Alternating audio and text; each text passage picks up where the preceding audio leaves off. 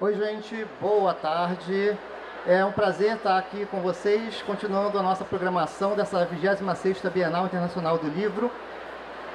Temos hoje, assim, a programação maravilhosa, vale dizer, aqui do stand de Portugal, maravilhosa igualmente.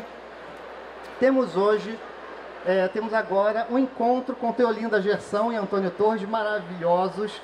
Eu vou falar a mini bio deles. Até porque se eu fosse falar a biografia deles completa ia acabar o tempo. A gente tem 50 minutos e mais umas perguntinhas, não ia dar tempo. Teolinda Gerson nasceu em Coimbra, foi professora universitária durante muito tempo. E aos 41 anos começou a publicar literatura. Ela ganhou diversos prêmios, é traduzida em 20 países, tem cerca de 20 livros publicados em conto e romance, morou em vários lugares e morou também em São Paulo, né? Morou aqui por 2 anos em São Paulo, isso influenciou também a produção literária dela. Antônio Torres, meu querido amigo, antes de qualquer coisa, nasceu em Sátiro Dias, que à época se chamava Junco, na Bahia. Autor de 17 livros, bom, traduzido em... Vocês têm números muito parecidos, né? Vocês são escritores irmãos, traduzido em 21 países, recebeu vários prêmios literários, é membro da Academia Brasileira de Letras e tem também uma ligação, também morou em Portugal, tem uma ligação grande com Portugal.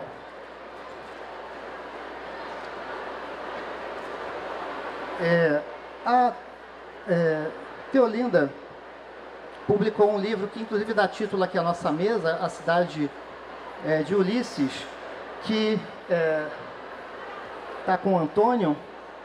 Legal que ele está com o livro dela, ela está com o livro dele, são leitores um do outro, depois a gente vai até pedir para eles que façam uma leitura.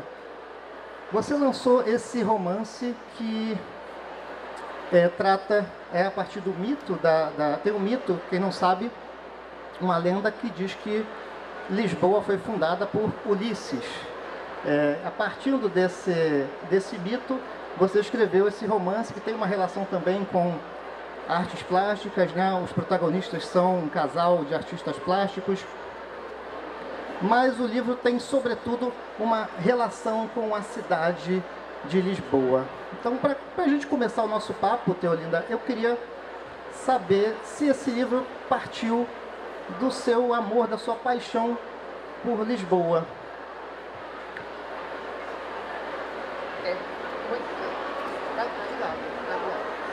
Boa tarde a todos, muito obrigada. Olha, recebeu já uma saudação. Sim, ao lado. Muito obrigada. Eu respondo já à pergunta, porque temos pouco tempo. Sim, é verdade. Eu moro em Lisboa há muitíssimos anos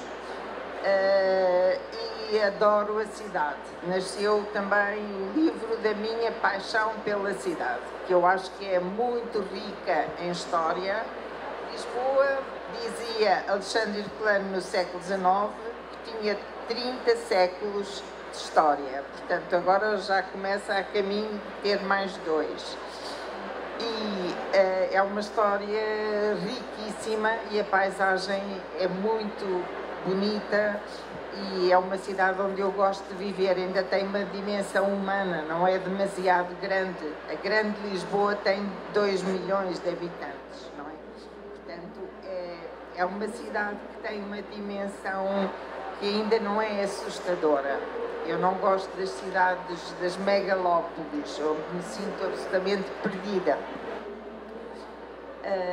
Bom, mas o livro parte dessa ideia de que Lisboa, pelo facto de ter sido, segundo o mito, criada por uma personagem que nunca existiu, Ulisses da Odisseia de Homero é uma personagem que nunca teve existência real, portanto ele nunca poderia ter passado em Lisboa e ter estado lá e muito menos fundado a cidade, mas isso faz dela uma cidade literária de algum modo, porque essa ideia de que foi criada pela personagem de uma epopeia clássica,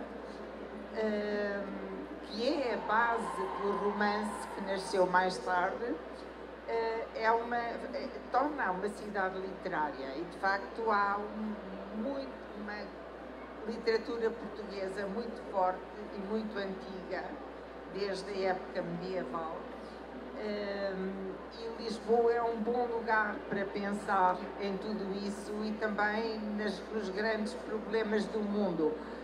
O livro saiu em 2011 e foi escrito nos 2 anos anteriores, mas aquilo que o livro anuncia tem-se vindo a agravar e tem vindo a acontecer cada vez mais. Portanto, Lisboa é um bom lugar para hoje pensarmos na situação em que está o planeta que nós estamos a destruir e em que mundo nós vivemos e que guerras criamos e que ódios fazemos nascer e que dificuldade de entendimento temos em relação uns aos outros. Pronto, vou ficar por aqui e depois falamos mais. Dá vontade. Bom, a gente vai 50 minutos vai ser pouco, porque o que eles têm de história para contar. Antônio, você, partindo dessa questão da cidade, o seu romance... gente, aliás, tem uma coisa que é importante dizer, tá? A Teolinda está sendo publicada aqui no Brasil pela editora Oficina Raquel. Saíram 3 livros dela por aqui. Vocês, eu não sei se estão por aqui em algum lugar da Bienal, mas vocês procurem pela... Então, legal, para lá. Então, gente, para lá. Procurem não só A Cidade de Ulisses, como Alice e outras mulheres, e O Regresso de Julia Mann a Paraty. Esse aqui é um livro de contos. E contos que são histórias que se ligam, não é? Tem uma relação. Antônio Torres, publicado pela Record, também tá aqui, a obra dele está aqui no stand da Record também. Ele retorna ao romance depois de 15 anos, de forma magistral, com um livro chamado Querida Cidade. Também a partir de uma temática muito cara à sua obra, que é a relação do indivíduo com essa paixão ou esse maravilhamento com o Sul Maravilha. E eu queria que você também falasse dessa questão da relação dos seus personagens com a cidade, especialmente no seu último romance. Henrique Rodrigues, Teolinda Gerson, distinto público. Primeiro, devo dizer que me sinto honradíssimo com esse convite de Portugal para estar aqui agora. Muitos agradecimentos a Isabel Lucas, a escritora Isabel Lucas, comandante em chefe de uma das maiores e mais poderosas... Ela está ali na ponta, ó. Navegações literárias no lado do além-mar para este aquém Atlântico.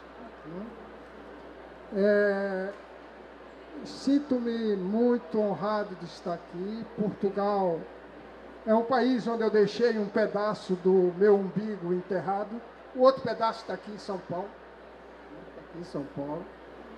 E queria dizer o seguinte: estamos diante de uma das mais esplêndidas escritoras da língua portuguesa de todos os tempos. Isso quem diz muito bem é a crítica, não sou eu, sou apenas um leitor. Um leitor que se encantou com esta senhora escritora desde o seu primeiro título, que é um título encantador, A Mulher que Prendeu a Chuva. É um título. E esse conto está publicado no Brasil, esse conto que dá título. na antologia organizada por Nilma Lacerda para a Oficina Raquel, que se chama Alice e Outras Mulheres. O Brasil está bem servido de literatura portuguesa, muito bem servido. As mulheres da literatura portuguesa estão batendo um bolão também aqui no Brasil. Teolinda Gerson, Lídia Jorge, e trago aqui uma capa de caderno encantadora, em estado permanente de mutação, escritora portuguesa que conquistou o Brasil com versos lusos cariocas. Matilde Campilo deixa a poesia de lado e apresenta seu primeiro livro de prosa. Trouxe para dar para ela, se ela estiver por aí. Trouxe do Rio de Janeiro, se ela estiver por aí, terei o prazer de entregar em mãos. Né? Bom, a cidade de Ulisses. Você me perguntou uma coisa da qual já esqueci. Desculpe a idade e um pouco do efeito Covid. Você sabe que eu também tinha esquecido já, porque eu já estava encantado. É assim, está escrito ali, é urgente viver encantado. A gente assiste esses dois falando e a gente fica num estado de encantamento e vai embora. Eu tinha perguntado sobre a questão dos seus personagens com a cidade, essa questão desse maravilhamento da migração, né, do interior para a cidade grande. Essa temática que você que é muito cara a sua obra. A cidade povoa o imaginário humano desde a Suméria, quando os primeiros seres humanos se reuniram em torno de algo que se chamaria cidade. Até chegar a esse mito fantástico que é da fundação de Lisboa por Ulisses, que eu vou ler para vocês, porque quem é de Lisboa sabe de qual é salteado, conhece isso. Quem é de São Paulo, do Rio de Janeiro, do Brasil, não sabe. Né? A lenda reza o seguinte, né? Que Ulisses, o herói grego, após a guerra de Troia, navegou além das colunas de Hércules, situadas no Estreito de Gibraltar, e subiu até a foz do Tejo. Ali encontrou o reino de Ufiusa. Deslumbrado pela beleza local, Ulisses bradou para seus homens que ali iria fundar a cidade mais bela do mundo e que se chamaria Ulisseia. Pronto, a partir daí temos a cidade de Ulisses, by Teolinda Gerson, e um trecho diz o seguinte: uma cidade construída pelo nosso olhar. Essa é a cidade de Teolinda, não é a cidade de Ulisses.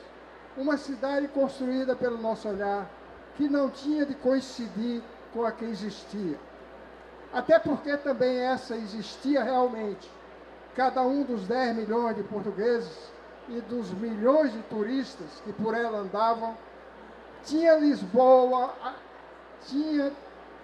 Lisboa a imagem que lhe interessava, bastava ou convinha. Não havia, assim, razão para termos medo de tocar-lhes, podíamos reinventá-la livremente. E é assim que ela reinventa a mitológica Ulisseia nesse nosso tempo, nessa nossa contemporaneidade. E essa é a coisa da cidade. Eu nasci na roça, eu nasci no campo. E como cantava Nelson Gonçalves, que vocês aí certamente do qual vocês nunca ouviram falar, porque é do meu tempo, não é do tempo de vocês. Como cantava Nelson Gonçalves uma música chamada Dolores Sierra, que nasceu em Salamanca e vivia em Barcelona, à beira do cais. E lá pelas tantas a música dizia que quem nasce na roça tem sempre a ilusão de viver na cidade. Esse é o meu mito. A cidade do meu mito é essa. A de quem nasceu na roça e tem sempre a ilusão de viver na cidade. E que quando começava a crescer, já ouvia a voz dos adultos dizendo: cresce logo, menino, para tu ir para São Paulo. Cresce logo para tu ir para São Paulo. Pronto. É aí que fecha esse círculo do mito da cidade. E já falei demais. Que beleza. Agora, como você leu um trecho da Teolinda, eu vou pedir para a Teolinda ler um trecho do Antônio. Eu antes disso gostava só de dizer um ponto de contacto entre aquilo que nós escrevemos, que obviamente é necessariamente diferente, mas Ulisses é aquele que procura o caminho de volta a casa. É o homem que quer encontrar o seu lugar no mundo e saber quem é. O que corresponde à viagem existencial de todos nós. Qualquer um de nós é Ulisses. Portanto, qualquer um de nós anda nessa viagem pela vida, encontra muitas adversidades, mas quer voltar a um lugar onde foi feliz e quer encontrar o seu lugar no mundo. E isso é o que se passa nos livros do António e é o que se passa nos meus, é o que se passa na Odisseia, é o que se passa no Ulisses de Joyce, e todos são livros, obviamente, muito diferentes, mas esse trajeto é comum, porque é o percurso do ser humano. E então, como diz o Joaquim, eu vou ler com muito gosto, um excerto do livro de António Torres, Querida Cidade, que é um livro que eu adoro, considero dos melhores que ele já escreveu, e ele já escreveu obras-primas como, por exemplo, a trilogia a trilogia Brasil, assim chamada porque se compõe de 3 livros: Essa Terra, O Cachorro e o Lobo e Pelo Fundo da Agulha, que é uma peregrinação pelo mundo à procura de si próprio e volta ao lugar de origem depois de ter passado pela grande cidade, vê com outros olhos o sítio de onde partiu.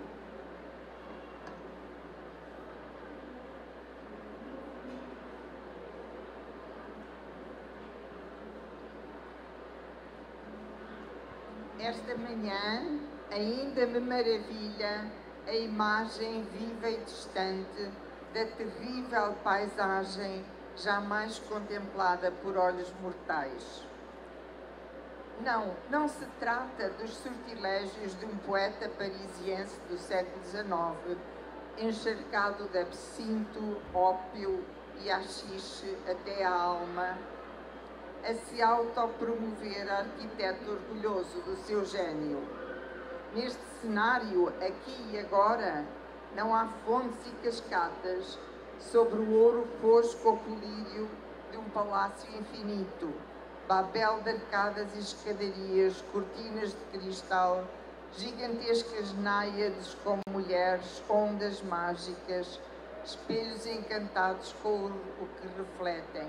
Aqui e agora há somente águas a engastarem sua glória à luz do sol, ao raiar de um dia deslumbrante. Água, muita água, a alastrar-se até o infinito, numa embriagadora monotonia e nada mais. Tudo para os olhos, nada para os ouvidos, como num sonho do francês Charles Baudelaire, recontado pelo argentino Jorge Luís Borges.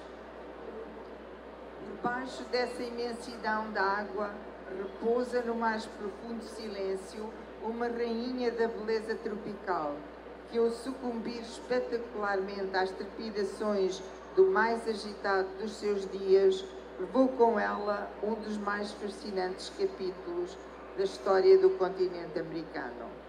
Era uma vez uma cidade de encher as vistas, de deixar a respiração em suspenso, de sensualidade a se insinuar até nas curvas das montanhas que a delineavam, de pedir perna para andar, pimpona, fagueira, malandra, bandida, tão cheia de vida e aflições em seu cotidiano amassado pelo caos, a rimar alegria e agonia, graça e desgraça, amor e dor. Tudo misturado, festa e guerra, de meter medo, principalmente isto, o medo.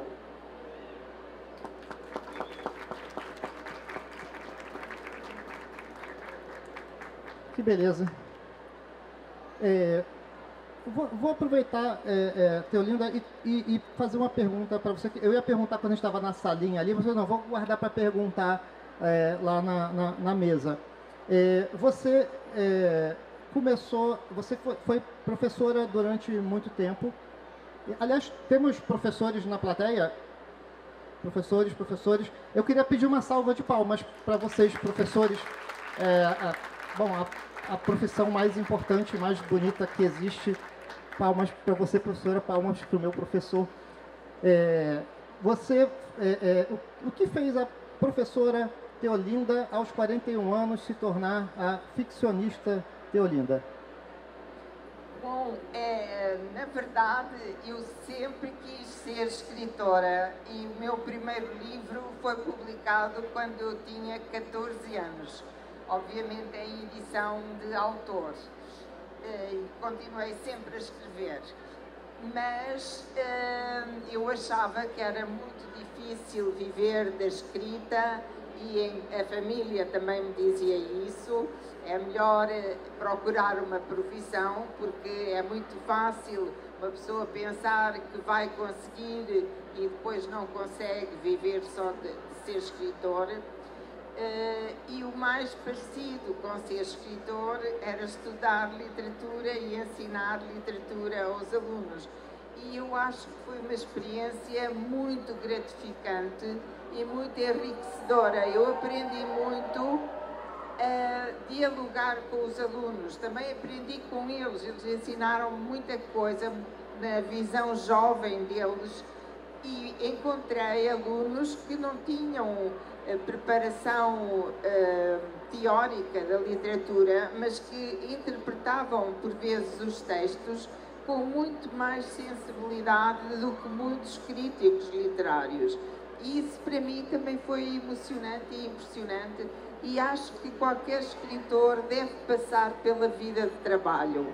E acho que quem aos 18 anos disser eu vou ser escritor e vou fazer o meu percurso e ser fantástico e não sei o quê, perde muita coisa, porque o escritor é uma pessoa como outra qualquer, é uma pessoa que deve passar também pelo mundo dos outros, não se fechar a escrever em casa, mas viver o cotidiano de toda a gente, passar pelo mundo do trabalho, etc., de modo que não estou arrependida. Provavelmente teria escrito mais livros se só fosse escritora, mas não estou arrependida. Acho que escrevi livros melhores por ter tido uma profissão durante muitos anos e estou grata aos meus alunos.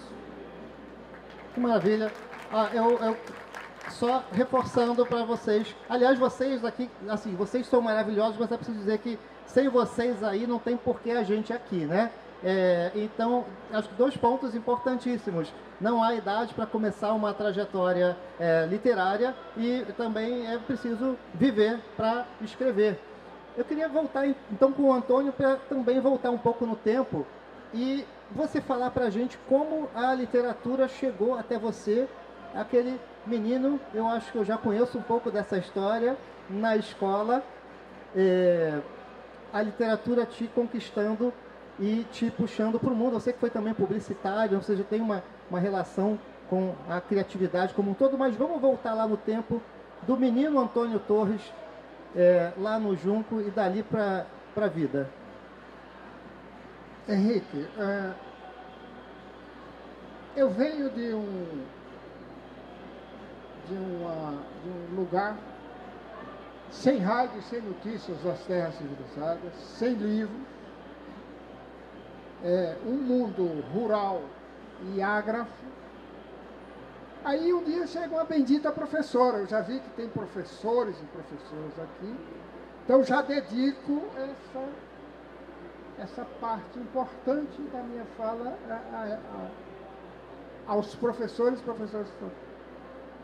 Porque quando entra aquela bendita professora com um método de ensino, de leitura em voz alta, poesia todo dia e cantação de hinos patrióticos, pronto. Ali, meu amigo, se você perguntasse para você, menino, o que é que você vai querer ser quando crescer? Eu dizia, Castro Alves, porque estava apaixonado pela poesia do Castro Alves. Auriverde, pedão da minha terra, que é brisa do Brasil, beijo de balança, né? Então, foi isso. E um dia eu cheguei aqui em São Paulo, um projeto de escrever me levou ao jornalismo. Do jornalismo eu vim aqui para São Paulo, e aqui passei para a publicidade, e aqui eu conheci o Ulisses aqui. E o Ulisses que eu conheci em São Paulo era argentino, e se chamava José Federico Spitali. Era um diretor de arte fantástico, trabalhava comigo numa agência chamada Itapetininga, na rua Xavier de Toledo, no centro da cidade. E um dia, na hora do almoço, nós fomos ao Gato que Ri, no Largo do Aroche, e ele disse, Tchê, eu vou para a Itália, vou mudar para a Itália. Eu disse para ele, poxa, como é bom você ganhar a vida desenhando, pode ir para qualquer país do mundo. Como eu escrevo, não posso ir para lugar nenhum. Ele disse, pode, Tchê. Para onde? Para Lisboa. Pronto, foi aí que nasceu a segunda etapa do escritor, porque ao querer ser escritor, me veio logo essa bendita ideia de ir para Portugal e conviver com as raízes dessa língua, e conviver com as raízes de um texto que eu estava à procura. E fui para lá, e lá vivi 3 anos, trabalhei em Lisboa, no Porto de Lisboa, conheci o poeta Alexandre O'Neill, que foi meu tutor intelectual, conheci o Zé Cardoso Pires, eram todos redatores de propaganda, que nem eu, o Urbano Tavares Rodrigues, o poeta Ari dos Santos, o dramaturgo Luiz Cital Monteiro, quer dizer, e foi uma festa.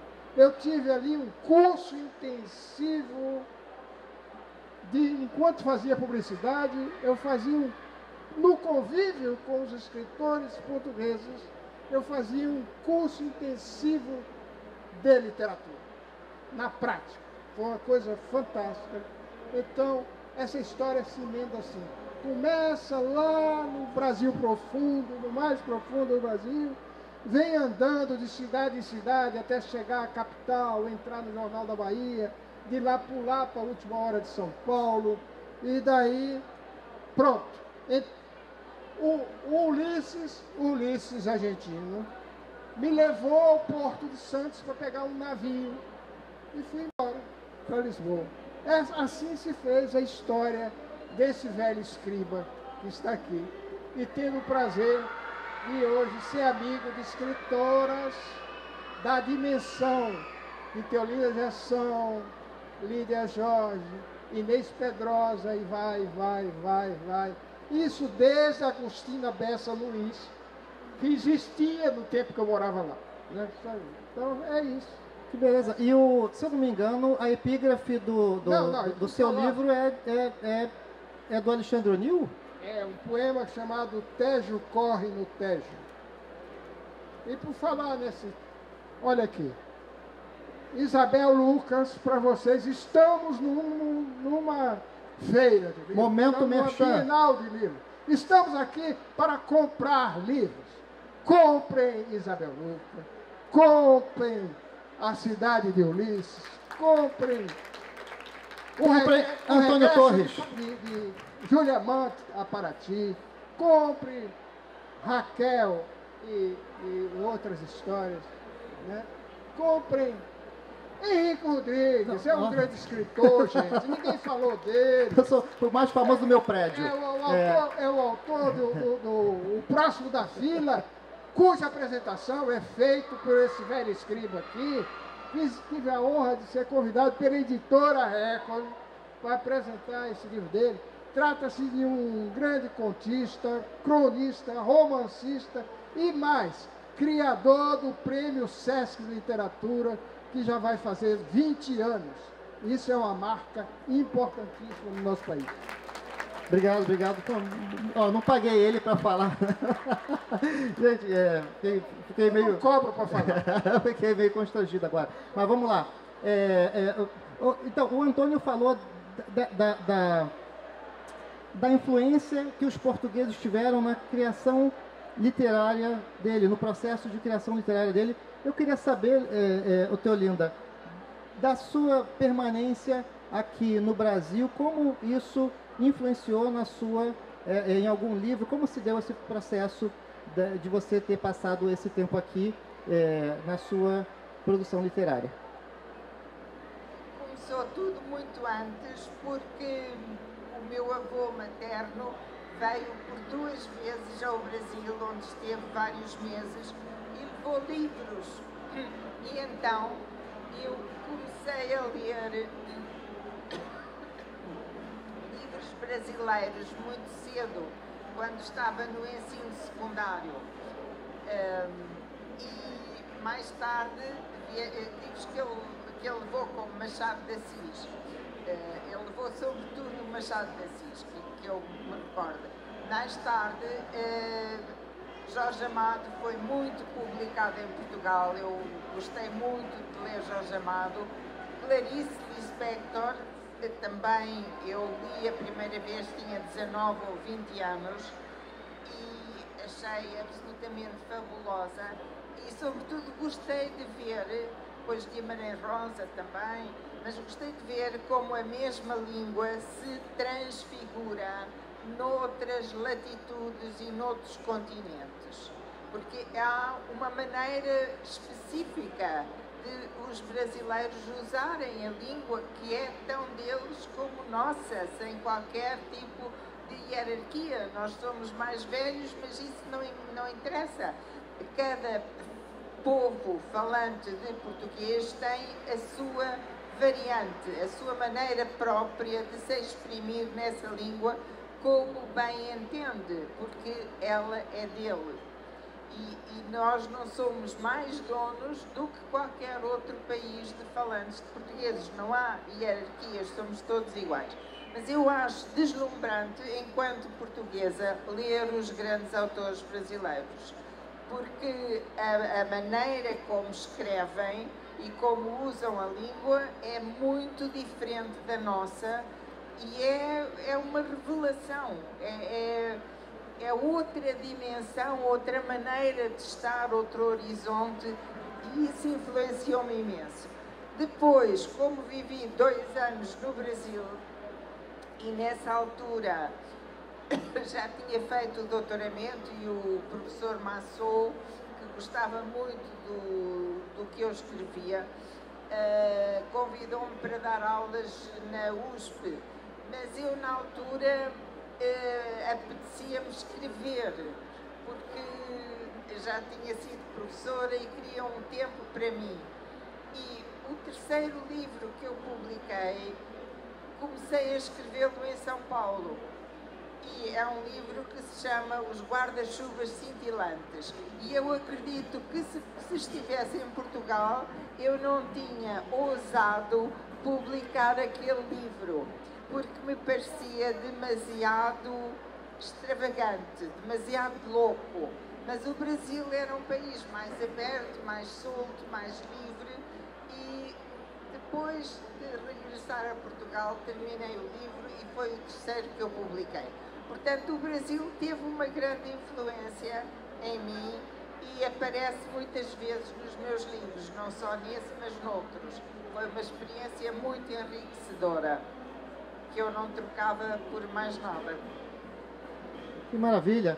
Ó, eu vou fazer mais uma pergunta para cada e abrir para pergunta, porque tem uma coisa interessante para vocês saberem, da gente que está aqui olhando. Bienal do Livro, essa correria, as pessoas sentam, levantam, vão embora, e vocês estão permanecendo aqui. Então isso é muito legal. Eu já vou fazer uma pergunta para cada e a gente abre para as perguntas. Antônio, quando você falou agora, leiam, né, nossos autores, né, leiam literatura, me lembrei de uma questão que a gente precisa falar um pouco sobre isso. Eu não sei se vocês já repararam. Em vários países, inclusive Portugal, Argentina, enfim, outros que têm um trabalho mais efetivo com políticas de leitura, quando a gente entra numa livraria, o principal destaque, né, o prato principal dessa livraria é a literatura nacional. No Brasil, não. A gente entra numa livraria, a literatura brasileira está escondida lá no cantinho, numa estantezinha, às vezes numa prateleirinha. Isso é uma coisa que é uma consequência, não é uma causa. Eu queria que você, que já tem conhece muito do nosso Brasil, muito dos nossos processos de formação ou de deformação de leitores, falasse um pouco do porquê que a gente não valoriza tanto a nossa literatura quanto os outros países, né? A literatura local. Vamos pular esse capítulo, meu amigo. Esse assunto é muito constrangedor. É espinhoso. É muito espinhoso. Vamos fazer o seguinte. Vamos pedir uma salva de palmas para a Lídia Jorge, que acaba de... Opa! Estava ali escondida. Opa! É uma honra. Agora, eu queria o seguinte... Vamos ler, gente boa. Vamos ler. Vamos ler e, na sequência da sua proposta inicial, permita-me... Vamos lá. Seguindo o tema da mesa, qual é o tema da mesa? Relembre para nós todos. A partir de Ulisses. A partir de Ulisses. Então, a partir de Ulisses, vou ler o seguinte. A Cidade de Ulisses, página 31. Página 31. Os turistas vão à procura de lugares para fugirem de si próprios, da rotina, do estresse, da infelicidade, do tédio, da velhice, da morte. Veem os lugares onde chegam apenas de relance e não ficam a conhecer nenhum, porque logo os trocam por outros e fogem para mais longe. Os viajantes vão à procura de si noutros lugares, que ficam a conhecer profundamente, porque nenhum esforço lhes parece demasiado e nenhum passo excessivo. Tão grande é o desejo de se encontrarem. As agências de viagem e os turistas só se interessam, obviamente, pelas cidades reais. Os viajantes preferem as cidades imaginadas. Com sorte, conseguem encontrá-las, ao menos uma vez na vida. Penso que uma vez na vida a sorte esteve do nosso lado e encontramos a cidade que procurávamos, a cidade de Ulisses. Está aqui a cidade de Ulisses. Palmas para Teolinho. Eu vou fazer uma última pergunta menos espinhosa, menos polêmica. Bom, Teolinda, se você quiser comentar também, é o seguinte, nos anos 90, quem é um pouco mais velho ou seminovo, quando começou a internet, muita gente dizia, a internet vai acabar com o livro. Não é? A internet vai acabar com o livro.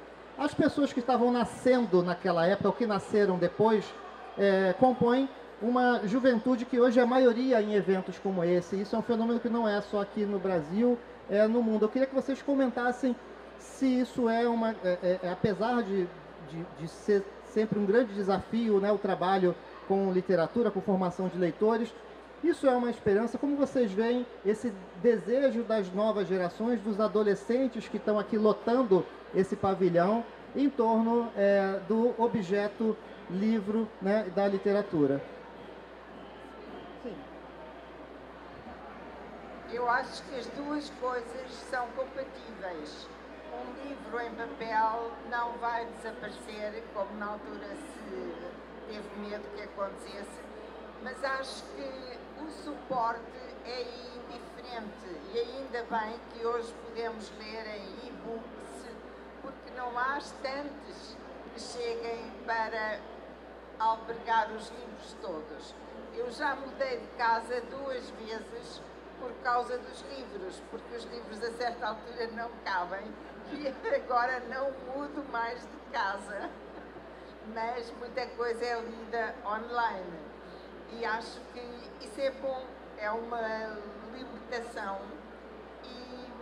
e há muita coisa ainda a explorar por esse caminho.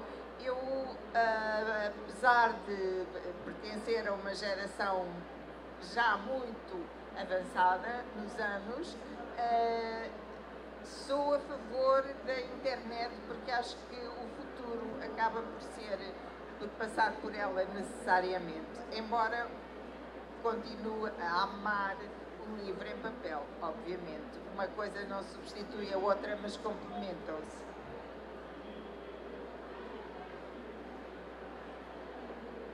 Eu acho que a internet veio ajudar o livro em papel.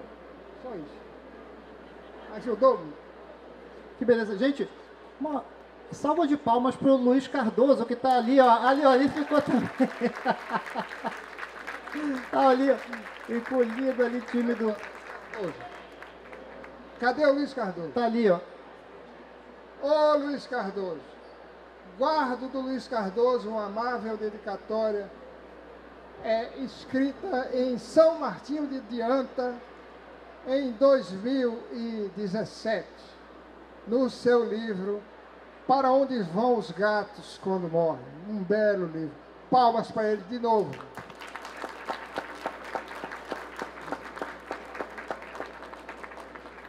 Gente, vamos então para perguntas da plateia. Deve ter um microfone que vai para aí. Deixa eu falar uma coisinha Sim, aqui, rápido. Diga lá. Que isso é um assunto muito nosso, muito brasileiro, que deve interessar todo mundo que está aqui e que avisem para os amigos, para os vizinhos, é que esse livro, O Regresso de Júlia Mann a Paraty, de Teolinda Reção, publicado, o mais recente dela, publicado aqui pela Oficina Raquel, é uma aventura literária e, para além da literatura, eu diria que soma literatura e psicanálise, história, mistura aí uma opção de coisas, história, literatura, psicanálise, numa viagem fantástica em torno de um personagem que não deixa de ser um personagem brasileiro ali de Paraty, no litoral norte do estado do Rio de Janeiro, bem nas costas de São Paulo, né? Quer dizer, é um livro fascinante, são 3 novelas que se entrecruzam de modo surpreendente, com conhecimento profundo da Teolinda, da vida e da obra de personagens históricos, ou seja, a primeira história é Thomas Mann falando de Freud, a segunda, ou é o contrário, é Thomas Mann falando de Freud. A segunda é Freud falando de Thomas Mann. E a terceira é o regresso muito tempestuoso, imaginariamente tempestuoso, da Júlia Mann a Paraty, onde ela viveu a sua infância. Quer dizer,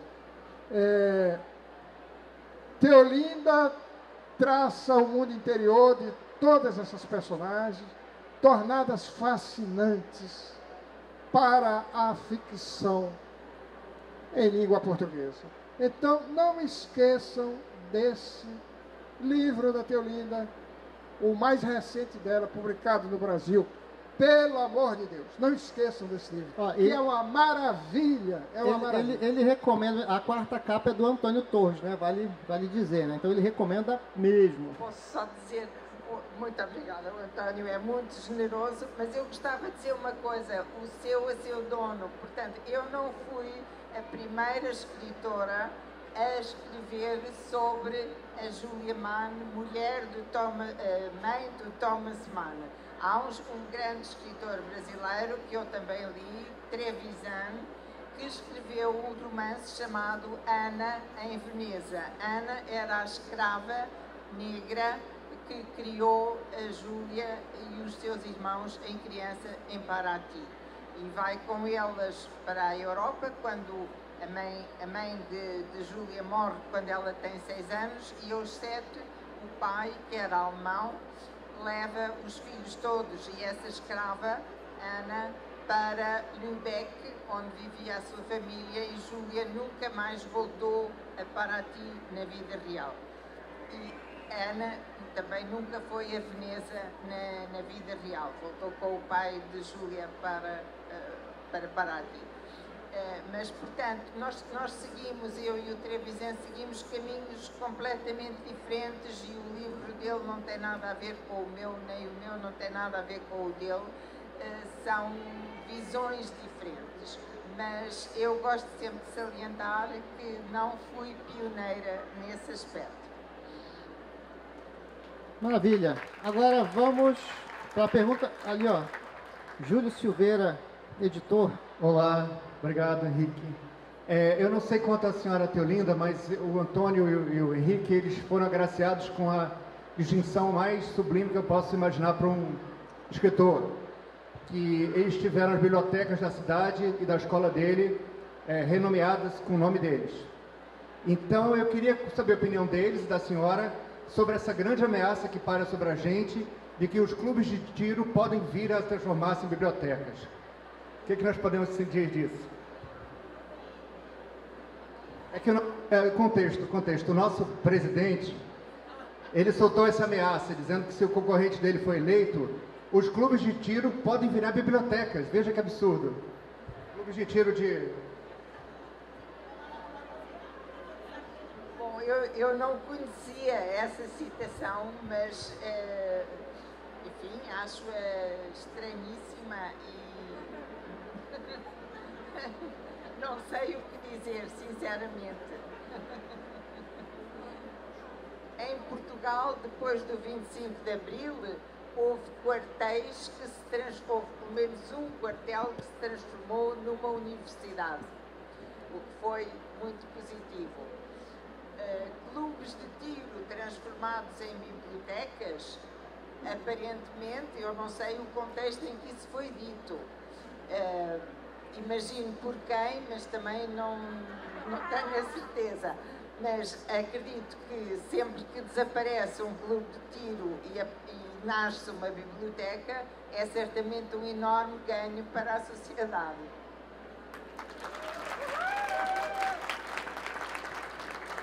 Eu podia falar uma coisa? Claro. Júlio Silveira, gratíssimo por sua honrosa presença aqui. A última vez que encontrei com o Júlio foi em Portugal. Foi no Fólio.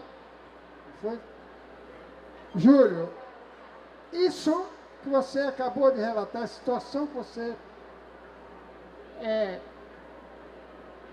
igual a Covid. Incomoda, faz estragos, mas vai passar. Vai passar. Aliás, gente, que beleza a gente, nesse momento aqui, poder falar a palavra mito com uma acepção, né? A palavra tem uma conotação tão negativa, e a gente está aqui falando mito toda hora.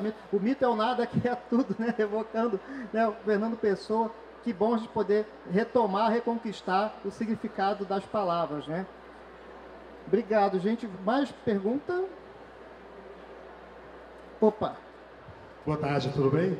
Bom, meu nome é Carlos Silvio, eu sou radialista aqui em São Paulo, mas sou de um povoado chamado São José do Paiaiá.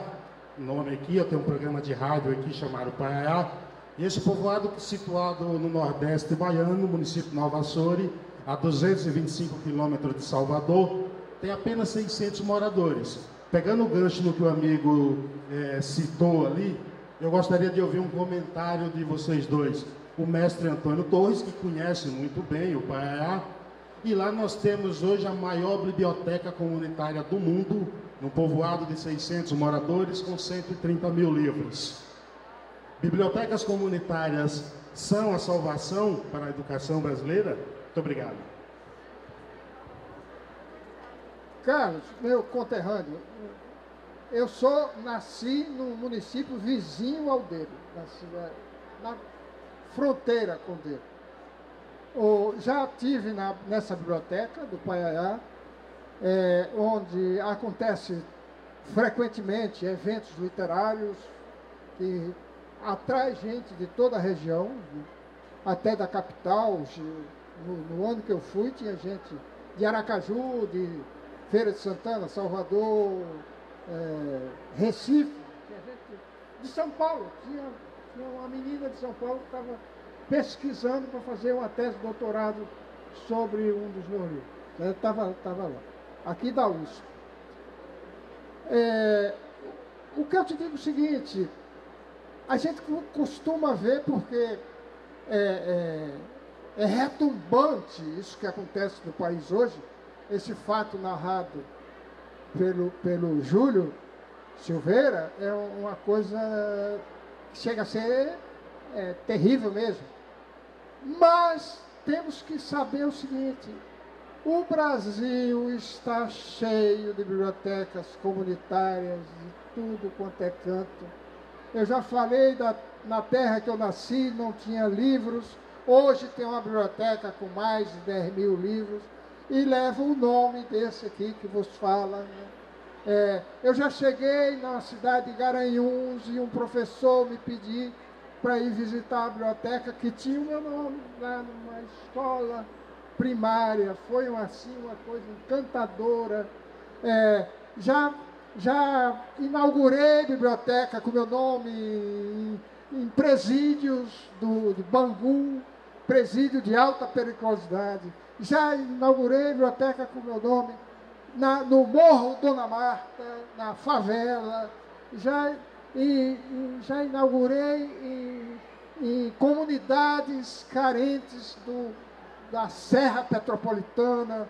Quer dizer, e eu digo isso para dizer que eu tenho sido testemunha de como proliferam bibliotecas. E se a gente cair na rede do SESC, do qual esse senhor aqui representa, é uma enormidade, porque eu já visitei bibliotecas e bibliotecas do SESC em Santa Catarina, no Paraná, no estado do Rio de Janeiro, e na Bahia. Então, há uns venenos por aí, mas há um antídoto social. Eu creio nisso, eu sou otimista quanto a isso. Existe um antídoto social, está na natureza humana de ir para frente, de progredir, de buscar um processo civilizatório. Então, gente, mais uma vez, vai passar.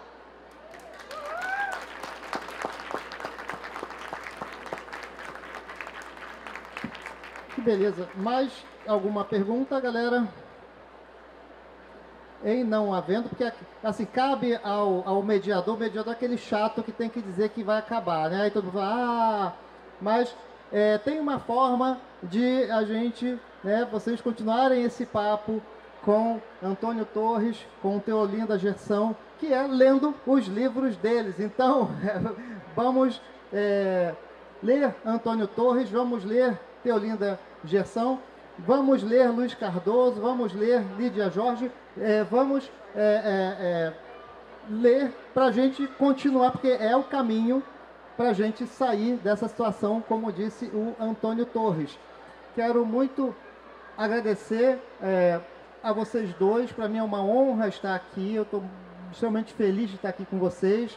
Agradecer muito a vocês aqui por terem selecionado, por terem escolhido estar aqui, quando tem 500 coisas acontecendo aqui no entorno. Muito obrigado. Leiam Isabel Lucas também, a quem a gente agradece por essa programação maravilhosa. Viva Brasil, viva Portugal. Obrigado, gente. Um grande abraço. Henrique, opa! Uma última salva de palmas ao senhor embaixador de Portugal. Opa!